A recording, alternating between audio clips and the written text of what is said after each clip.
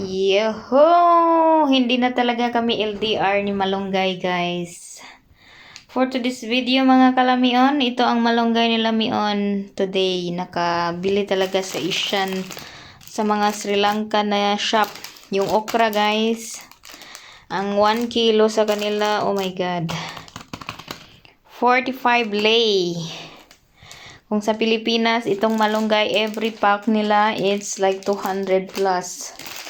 200 plus pag ganito na malunggay. Kaya, it's okay lang, guys. Kasi, nakakain na din ako ng malunggay.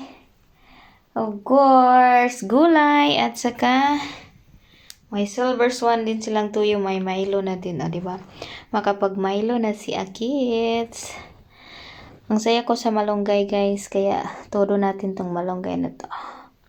Maggulay tayo ng todo tomorrow. And this okra is the best. It's so yummy.